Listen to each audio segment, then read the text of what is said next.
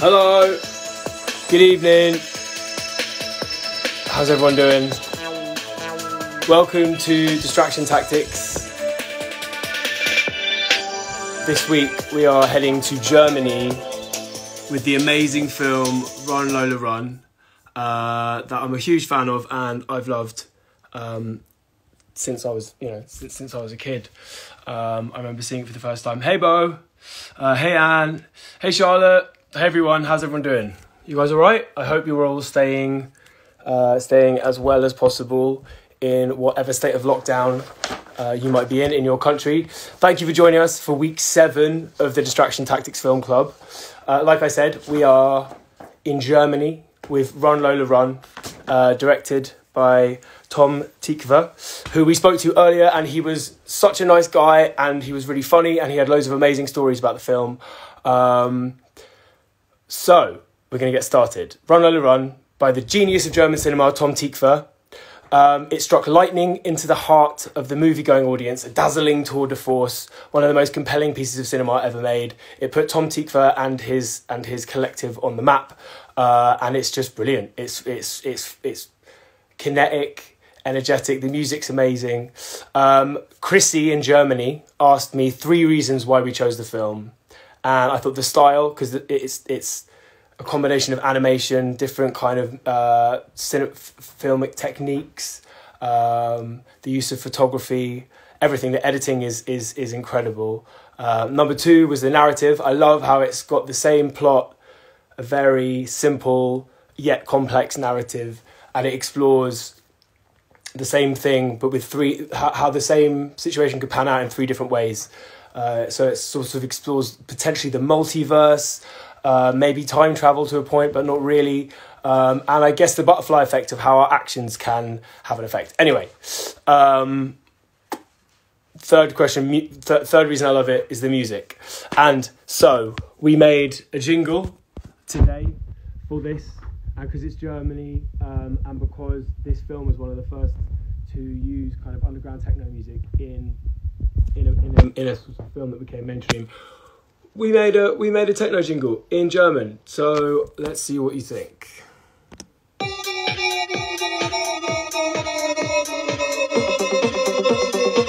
Lass uns nach Deutschland fliegen. Ablenkungsmanöver Filmclub. Ablenkungsmanöver Filmclub. Ablenkungsmanöver Filmclub. Ablenkungsmanöver Filmclub. Ablenkungsmanöver Filmclub. Ablenkungsmanöver Filmclub. Lass uns nach Deutschland gehen, durch Lola Run zu sehen. Lass uns nach Deutschland gehen, durch Lola Run zu sehen.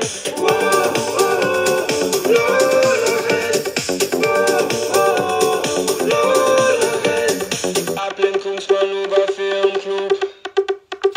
Ablenkungsmanöver Filmclub. Ablenkungsmanöver Filmclub. Auf geht's. Ablenkungsmanöver Filmclub.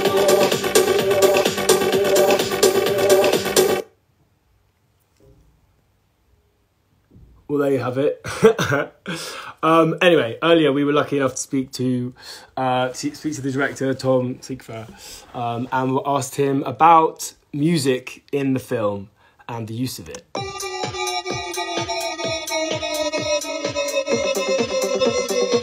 Lass uns nach Deutschland. You should talk about composing because you share that love as well. Well, I mean, seeing Run, Lola Run again was really, maybe that's not true, but I don't really recall. I think it is the first film that has a full-on electro-pop soundtrack. I don't really know whether there was anything before.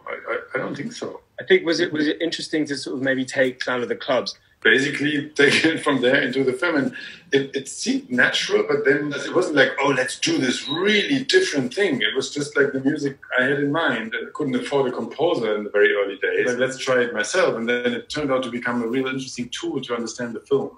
Most of the score, let's say, actually all of it, is pre-recorded before we actually go shooting. It's on the script and ideas on the script and related to characters. Recordings in orchestra, I mean, big production stuff before there's any image. The beauty of it is you take it into editorial. They take music from other films to get their first cut and their second cut. And of course you get used to, I mean, music is so incredibly influential it is sort of in there. You can't get it out of there. Then they go to composer and say, like, can you do something else but still do this? Do the same thing but not do the same thing? That's why many movies sound so similar. That's why so many scores have similar qualities. And they go to a composer and say, like, can you do something like this? And then the composer goes like, the music we use in editing is the music we have. Let's try and have the music also infuse the images and not just being something that's later put on top of.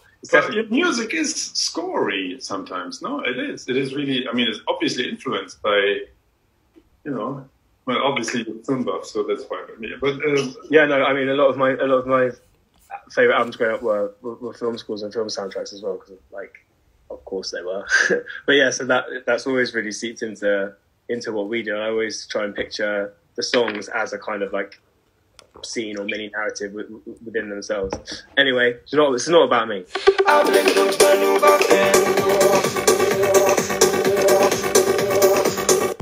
You're going to hear quite a lot of that jingle today, so I apologise. Speaking of which, we're going to try and run through today's show mainly because it's a film about running. And we're in a rush. Sorry, the volume seems to be really low on my laptop, which is really annoying. But, you know, it's just part of this high-tech outfit that we have here where I'm literally filming my computer screen for you guys. Anyway, sorry about that. So I'm going to go and fetch our resident film expert, Charlotte, for because everything's in threes. I've got 3 questions for her, 3 questions for Kyle, and we have 3 questions for Tom, and we'll have shortly 3 questions for Ivka, who is an amazing scientist who works at CERN and is going to answer some of your questions and my questions about time travel, which is insane. I can't believe how lucky we are to have him.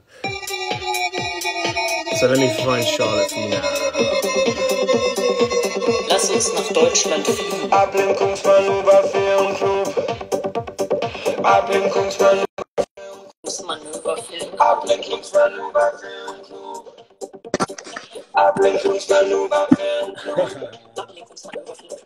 Hey Charlotte, how you doing? I'm doing so well. How are you, Dan? I'm good, thank you. How's your week been? How are you keeping? Really good, because I've been doing this, my sign, because I started running, inspired by Run Lola Run. I've been running. Perfect. Really good with music, and it's a very good antidote for lockdown. Very, Have you been listening to some hardcore German techno just to keep your pace up? Of course, actually, and yeah, anything hardcore is good for me. No, that sounds wrong. Perfect. How good was it talking to Tom earlier? Wasn't he? He was just such a fantastic guy.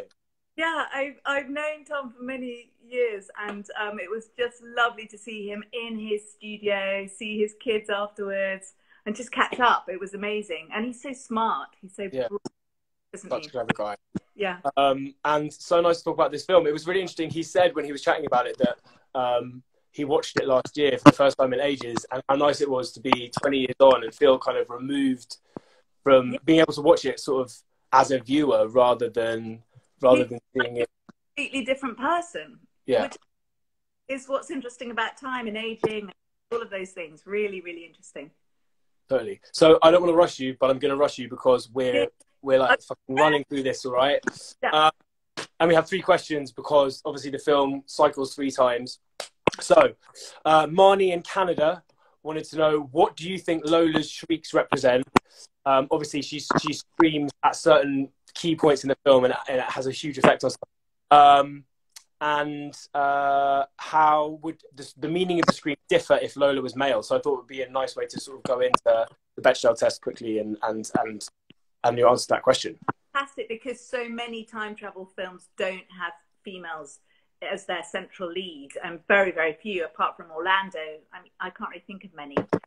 Go back to the screen, having been locked down, who doesn't want to scream? I mean, right now. And I asked Tom, and he said Lola's scream is a crazy, wild, hysterical expression of desperation and an attempt to stand up to what seems like the greatest hopelessness and panic, and to get things done. So it's an actual physical manifestation of this need to take control of her own destiny. Great. And as such, I don't think it's different if she was a man or a woman. I think that primal howl is very integral to humanity. That need to kind of like roar and Yeah. and maybe it might be more higher pitched than a man's, but it is that kind of like ah, and I think it's really effective. Totally, it really is, and it's those are such. I mean, it's a really kind of energetic, sort of visceral film as well. But those moments in particular are really great. So, question number 2: does the cinematography remind you of Requiem for a Dream? Said Yera in Holland. I thought. I thought maybe because of the editing, you know, and the different sort of styles of cinema that maybe it could, but obviously I just rode right over your question. No, but this is a conversation. This isn't, you're not interviewing me. I think what's really interesting talking to Tom about it was that so often style is used in cinema just as a way of dazzling people. But he was very certain that style was really a manifestation of what Lola was thinking, her inner emotional journey. And I think in Requiem for a Dream, for example, that's about drug taking and the effect that that has on your mind and the way that you see the world. And I think cinema has this extraordinary ability to make manifest what we're seeing in our minds in a really imaginative way, so that the viewer and the audience can really understand what someone else is feeling. And I think that's part of the absolute joy of cinema, but also part of the allure of cinema. Totally. And then last question. This is basically a time travel movie, says Chrissy in Germany. Why do you think these movies are so popular? I think there's always something, because, well, we're going to talk to the professor in a minute, but time's arrow only goes in one way. But with knowledge, would we do things differently? Would we change our story? Would we take responsibility for our narrative? Could we change?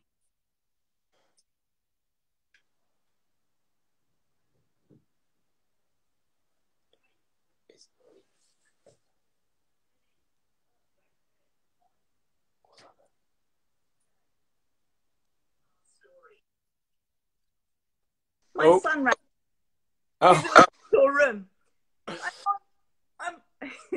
Is it your mic that's playing up or mine? Because my son rang me. Next door no, not that. Just the microphone. It seems to be cutting in and out when you talk. Your microphone's cutting in and out. It's mine. Okay, that's great. And your Wi-Fi. Yeah.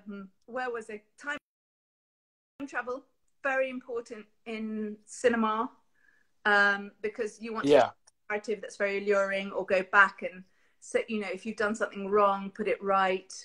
But I think that speaks to a wider, in art, there are books and amazing plays and poems all about time travel.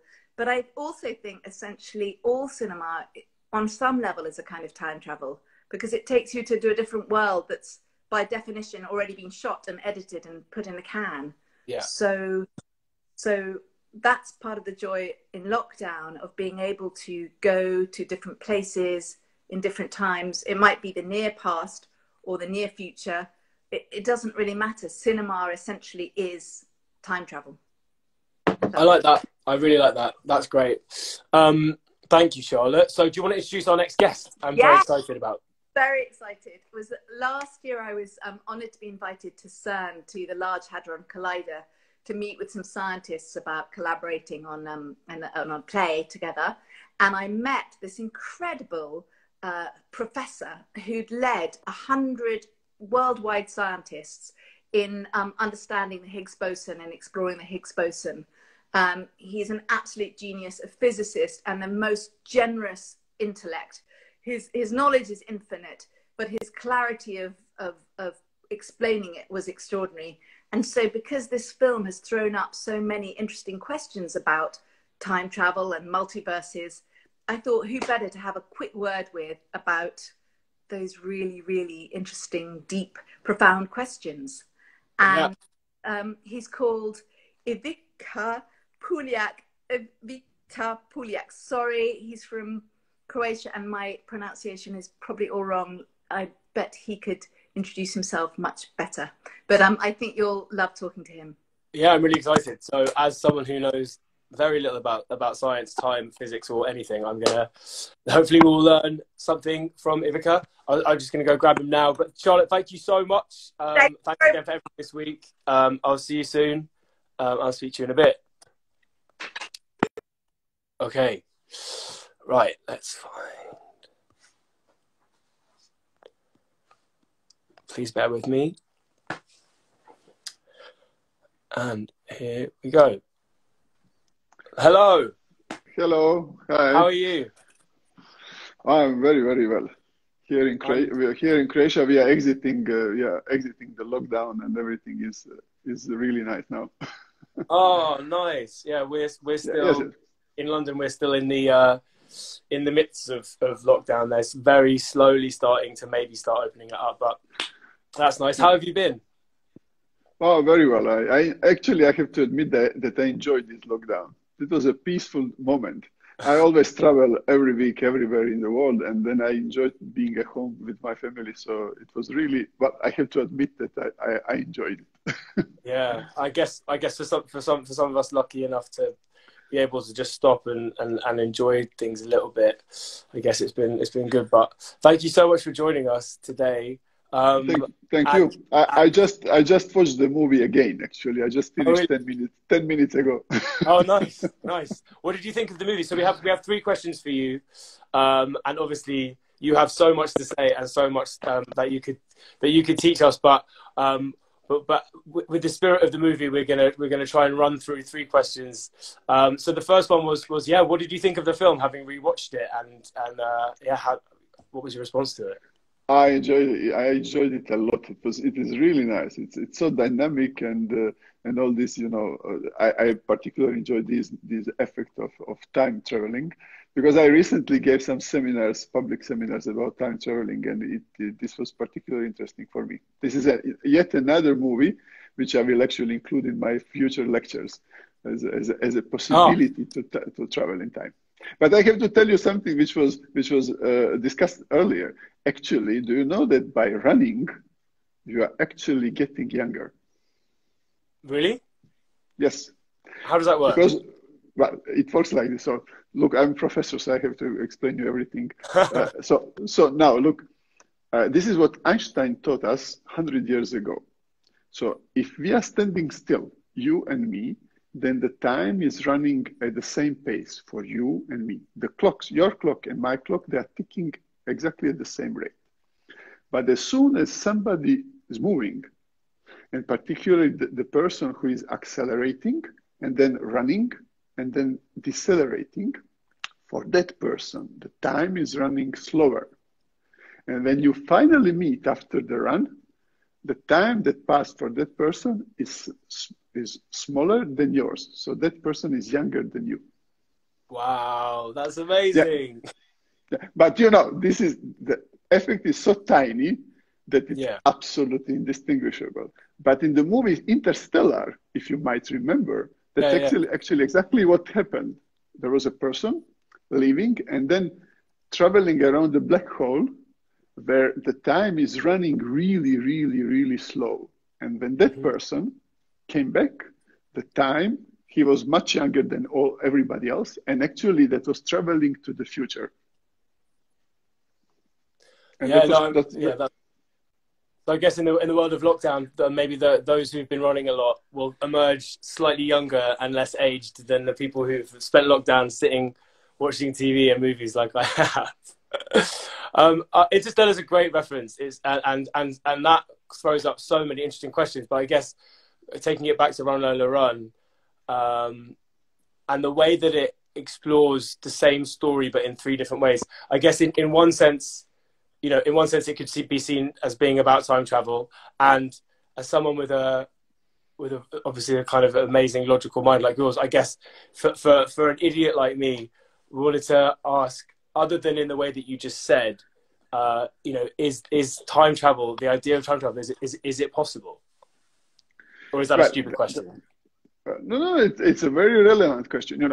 Fundamentally speaking, conceptually speaking, it's possible. Not only that it is possible, it's actually happening all the time. GPS that you are using in your phone or somewhere else is actually using time travel. The fact that the satellites which are around the Earth and sending these GPS signals, they travel at the very fast speed. They are much more distant than you from the Earth.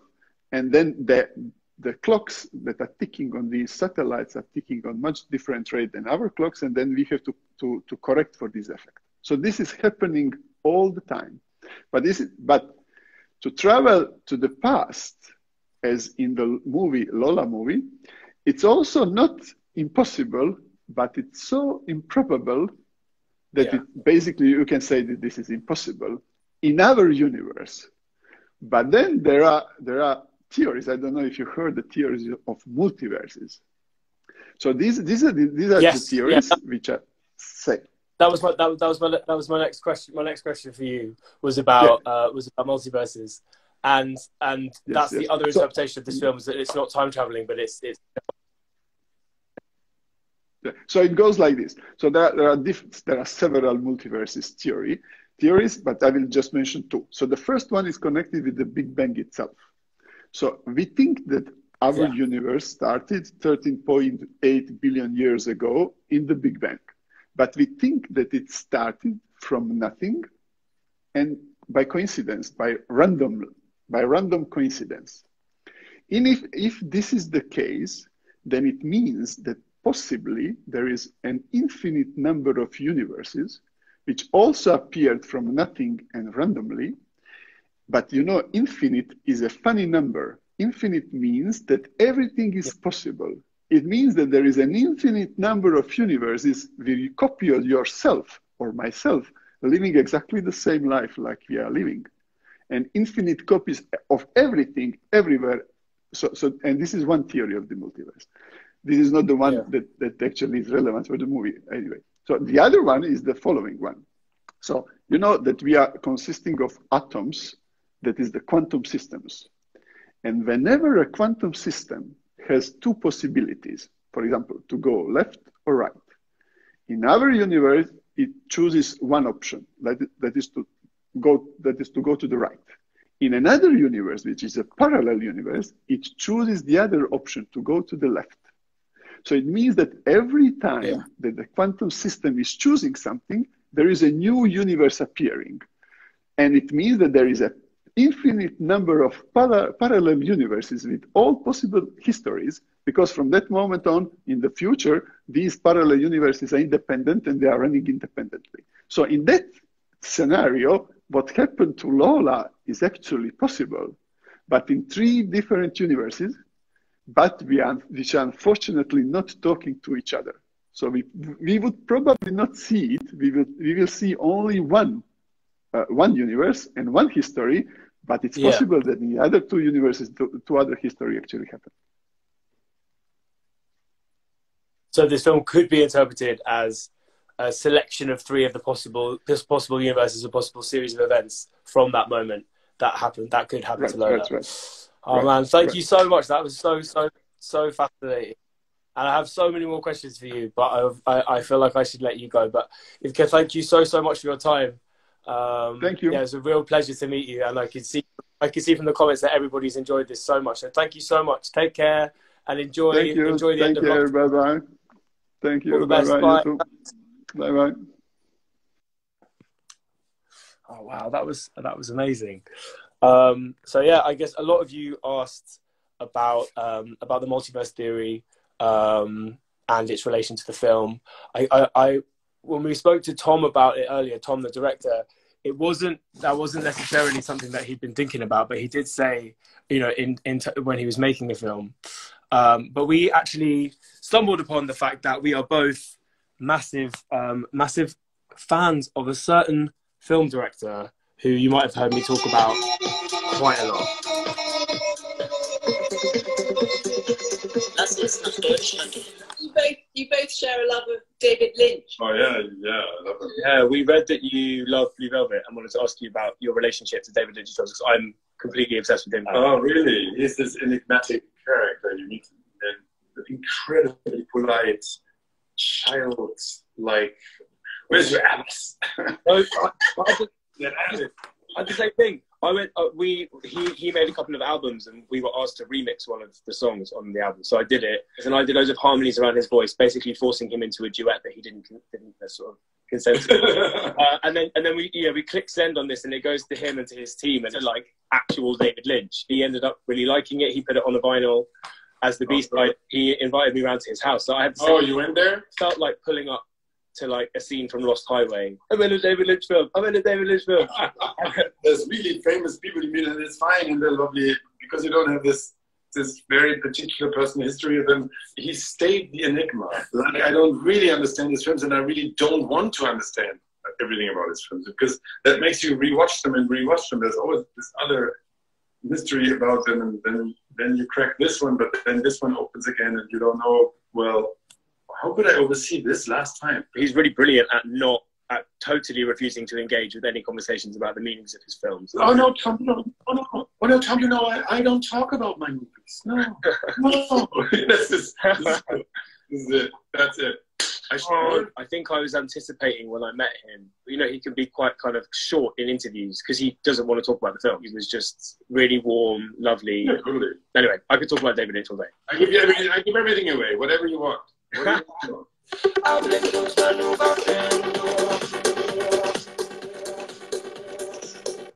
right, I vowed to try and fly or run through this episode, this meeting of Film Club.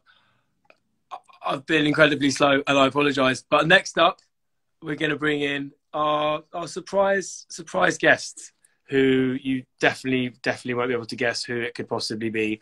Let me just go grab him for you now.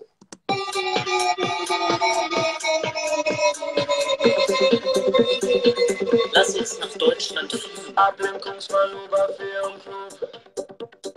Ablenkungsmanöver Filmclub. Ablenkungsmanöver Film. Ablenkungsmanöver Filmclub. Ablenkungsmanöver Filmclub. Ablenkungsmanöver Filmclub. Lass uns nach Deutschland gehen, durch Lola Run zu sehen. Lass uns nach Deutschland gehen, durch Lola Run zu sehen. Lola Run.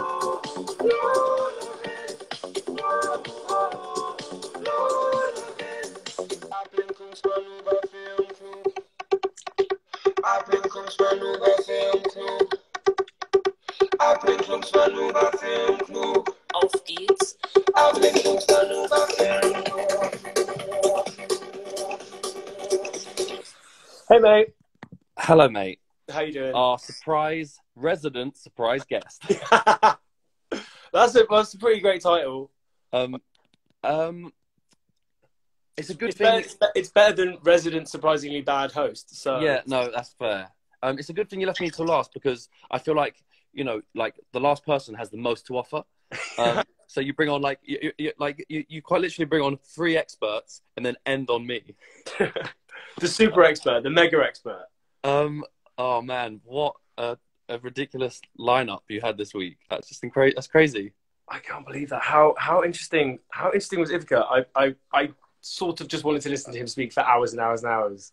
It was insane. I've also just finished watching the BBC show Devs, which we're not talking about today. No, but loads of people and the whole multiverse thing was like people brought up Devs, people brought up Russian Doll. I was thinking about Groundhog Day as well. There's so many interesting examples and a bunch of questions from people. Thank you for your questions about the idea of multiverses. How good was Devs, by the way? Yeah, Devs was really great. We could talk about that another time. Yeah, still on camera if you want. We'll talk about that later, and not in front of a bunch of people. So, Run Lola Run. I've got some questions for you. 3. Mm-hmm. You've got some questions for me. I've got some questions for you this time. Okay. So, Matteo from the Galapagos Islands wanted to know, what do you like most about German culture? Would you live in Germany? I would live in Germany. It's obvious. It's the classic answer, but Berlin, I guess, because we go to Berlin loads, and like just the culture and the music and the beer and just the warm, friendly people. It's just amazing there, and I love how cold it gets. I like niche answer. Yeah, no, I do. I love it. So that is. Should we do one at a time? I'll ask you a question now. Okay.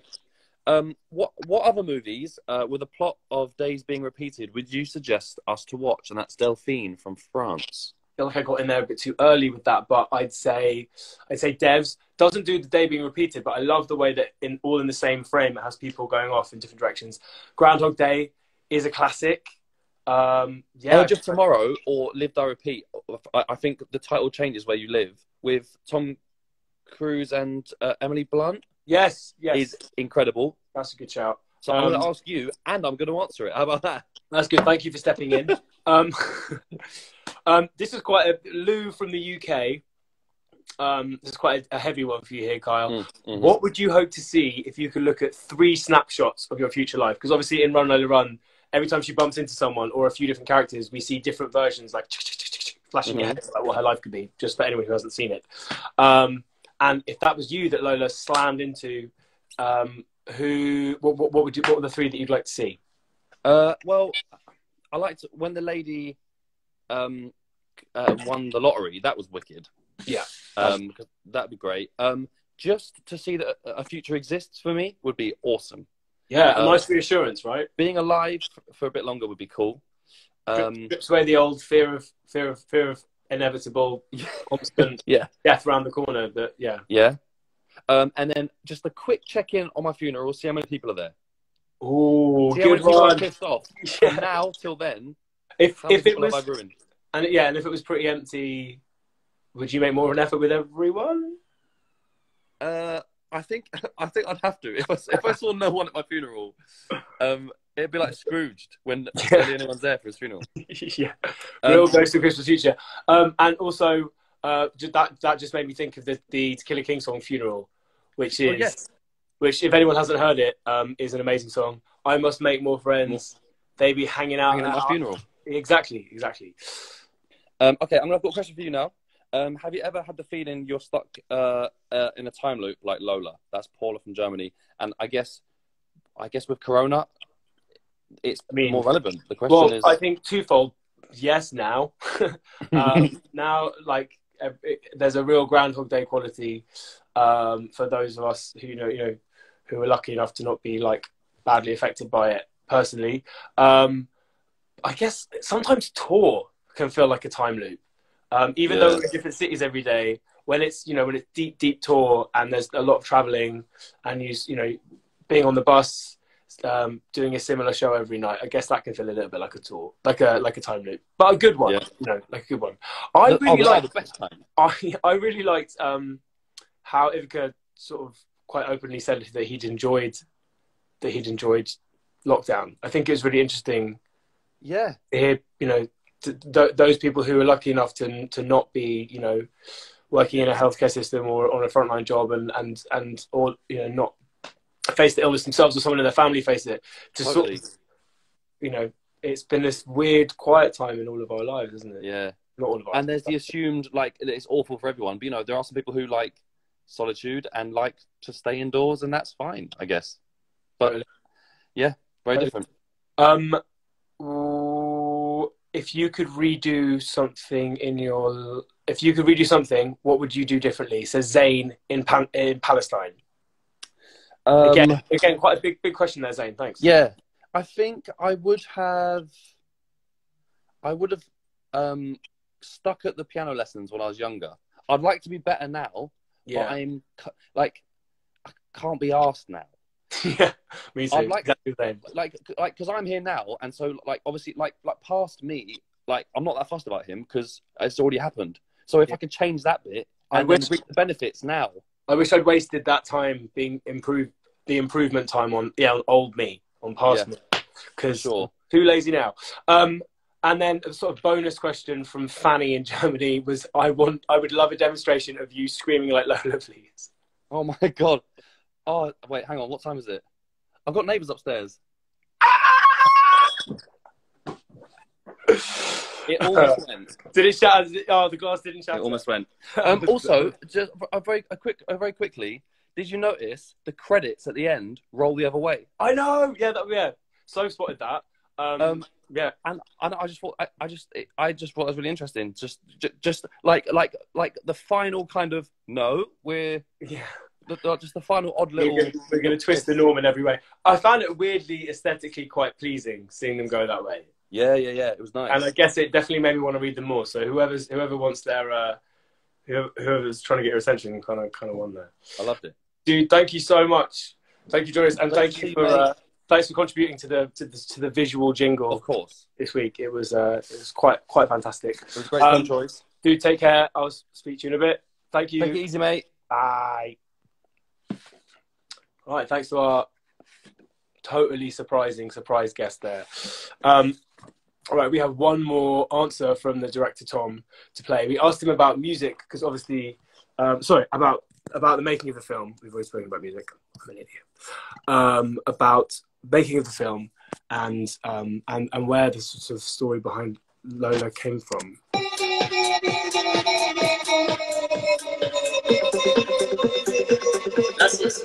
Maybe like just a favourite memory from making the film. It was one of those really joyful shoots. It's more the backstory of the film that's funny. We didn't have any money, not like zero, because films are $1 million or $2 million or $3 million, even low budget films.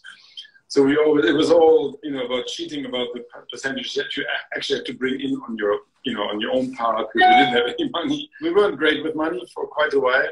We still are not, but in the beginning it was even harder because we had made 3 feature films and they all went over budget.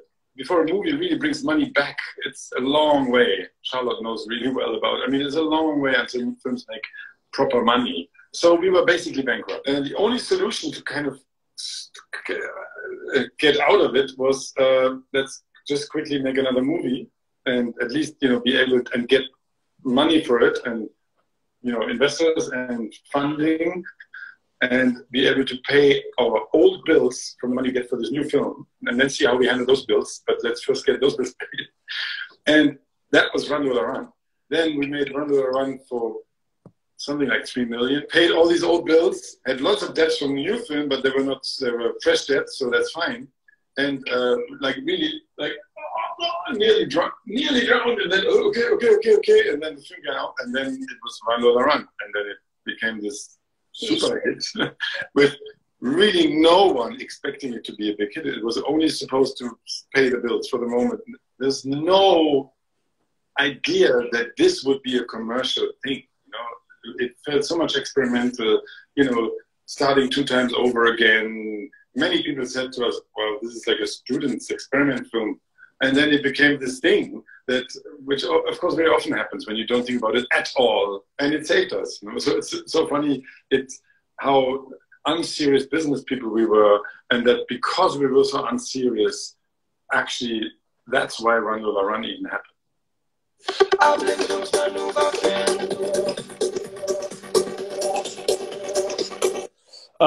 Thank you so much to Tom for chatting to us. We spoke for quite a while, and but obviously didn't want to have too much of me just filming my computer screen, which is really dusty. Sorry for tonight. So we're going to put up a higher quality, better, and hopefully louder version of the chat for you to watch tomorrow or the next day, whenever Tom, Tom Middleton, Midzi, who's kindly been editing stuff for us, whenever he is ready to stick that online. I hope you watch it. I hope you like it. Tom Tykwer, the director, writer, composer. He's made a bunch of amazing TV shows and loads of films, and he had so much to say about filmmaking. And what I loved about what he said as well was that the process of making the film should be a really enjoyable one, and how important that was to him. Even if it was more important to him to have made a film and had a good experience than necessarily, giving everybody on set a horrible time to make the most perfect work of art. And I think that's something that maybe we've been sort of kind of trying to learn while we're on tour as well. It's as much about what you're making as it is about sort of enjoying the process. Not to get all serious. So I wanted to shout out to loads of fans, and without just reading out a big old list of names, but Lola in Seattle, who loved having a film with her name in it. Hello. Brody in Florida said, wish me luck on this test, please. So good luck. Jewel in Nepal, Abby in Hungary, Victoria in Texas, Alice on the Isle of Man, Kevin in Kenya, Ritik in India, Tati in Brazil, Vane in Mexico, people all over the world who are joining this film club. I can't tell you how much it means to us to have you keeping us company during all the weirdness that's happening in the world at the moment, and the sort of isolation and disconnection. Thank you for your questions, your comments. I can't tell you how much we appreciate them and how much it makes us think about the films so much, you know, in such a deeper way. And also to Kat as well, who helped with the translation of the jingle. Thank you so much. Okay, so we're going to have one more guest, and it is a fan and a member of the film club, and I'm going to find her now.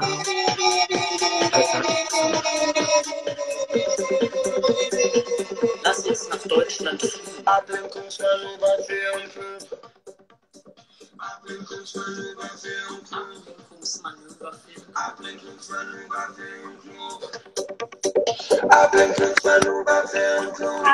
Hello.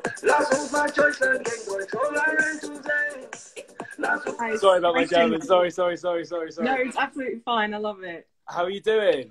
I'm nervous, but I'm pretty good. Yeah. Oh, don't be nervous. You can't be any worse at speaking than I am. There with another terrible sentence. How have you been? How have you been doing?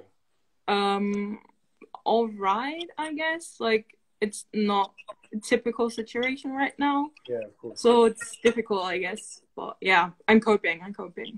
Thank you so much for being part of the film club. Thank you. Really appreciate it. And thank you for offering to chat tonight. So we've got 3 questions, keeping in the spirit of the film. And they are kind of German related, if that's okay with you. Yeah. So, firstly, what did you think of the film? I did like it. I haven't seen it before. And I didn't know what to expect, but I liked it a lot. Like, it was really surprising. So yeah. Okay. And you liked it or not? Like, that felt like a kind of ambiguous answer. No, I'm just like, usually I'm not really overwhelmed with like, oh, I like those movies so much, because I don't want people to have too high expectations. You know what I mean? Yeah, totally. So I'm gonna throw some questions from other film club members at you, if that's all right. Okay. Isis in Brazil said, "What aspects of German urban culture do you think are key to this film and this narrative?" I thought that the techno scene thing, the rave scene thing, was very like 90s. I was 4 when the movie came out, so that's how I expect Berlin in the 90s to actually be. You know what I mean? Like, weird clothing, the hair kind of crazy, and, you know, so much techno music. So I think that's like really important, and the music was so like it continued throughout. So yeah, that's what I think of it. In chatting to the director Tom earlier, he was saying how he watched it back recently and how much Berlin has changed, and how when they shot the film, the streets were super empty, and they, you know, it felt like such a luxury at the time, and it totally played into what the film was like. But he's like, it's just not like that anymore. It's changed. I mean, obviously it's been 20 years, and 20 years in a city is a lifetime, but yeah. So I thought that was really interesting. So Matteo in the Galapagos Islands again wanted to know, what do you like most about German culture? It was a tricky question, but yeah. I think like it's a very diverse country, or it's trying to be diverse and open, and it's trying to be a humble country, I think. So that's what I really like about it. And it's like, yeah. I love that answer. Yeah. If only we were all open countries, and if only we were all had a bit of humility, eh? But yeah, thank you for that. And Emily in England wanted to know what your favourite scene in the film was. My favourite scene was when Lola comes out of the bank, and like the police don't suspect her to be like the one who's taking the money and being like underestimated. I love that one. Oh, me too. It's so good. It's such a brilliant subversion of that. Yeah. I love you're expecting her to get arrested, and it's really tense, and they're like, move. I love that. I love that. It's such a great moment. Such a great moment. Well, look, thank you so much, Lisa, for joining us and for having a chat and lending your thoughts and your expertise to the film club. And I hope that you look after yourself and take care. Thank you for having me. And thank you for doing the film club. Oh, no worries. Thanks for being part of it. We're only doing it just to be able to chat to everybody and all kind of share a conversation. So thank you for being here. Take care. Bye. Ciao. Bye. All right, guys. We've come to the end of Film Club. I thought, seeing as I was desperately scrabbling to edit this together before we started tonight, that I would leave you with our German techno jingle. But thank you so much for joining tonight, and thanks for being here. Thank you to our guests, Tom Tykwer and to Ivica from CERN. I can't believe we got to speak to you both. Thank you so much to Charlotte and to Kyle and to everyone who helped with the jingle, and to Midzi, Bo, Soph, everybody who's helped tonight. Thank you all for your questions. Thank you for tuning in, for your comments, and we'll see you guys soon for the next Film Club. I will leave you with this embarrassing hot mess.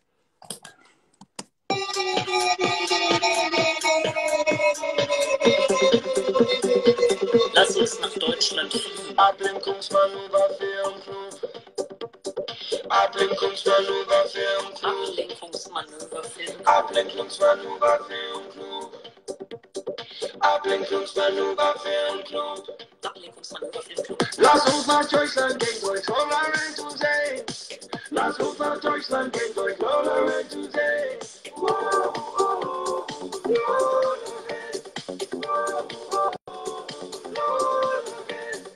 Ablenkungsmanöver Filmclub. Ablenkungsmanöver Filmclub. Ablenkungsmanöver Filmclub. Auf geht's. Ablenkungsmanöver Filmclub.